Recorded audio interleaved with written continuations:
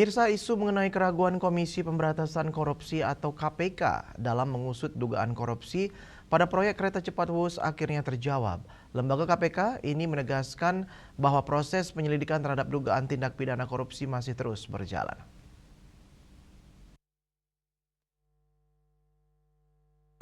Isu mengenai keraguan Komisi Pemberantasan Korupsi atau KPK dalam mengusut dugaan korupsi pada proyek kereta cepat Wus akhirnya terjawab. Lembaga KPK ini menegaskan bahwa proses penyelidikan terhadap dugaan tindak pidana korupsi masih terus berjalan.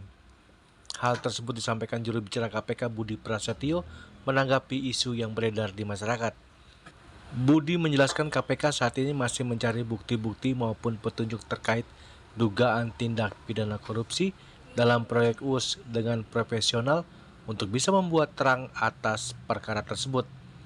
Sebelumnya Budi menyebut dugaan penggelembungan anggaran atau markup proyek kereta cepat Jakarta-Bandung ini diselidiki sejak awal tahun 2025. Namun ia mengatakan perkembangan perkara tersebut dilakukan secara tertutup. Karena memang masih di tahap penyelidikan, informasi detail terkait dengan progres atau perkembangan perkaranya belum bisa kami sampaikan secara rinci. Oleh karena itu, KPK juga terus mengimbau kepada masyarakat siapapun yang memiliki informasi ataupun data yang terkait dengan hal tersebut bisa menyampaikan kepada KPK.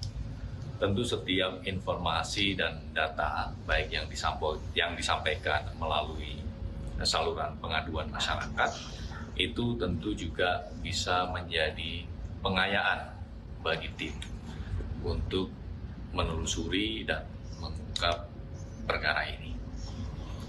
Adapun penyelidikan perkara ini sudah dimulai sejak awal tahun, jadi memang ini masih terus berprogres dalam.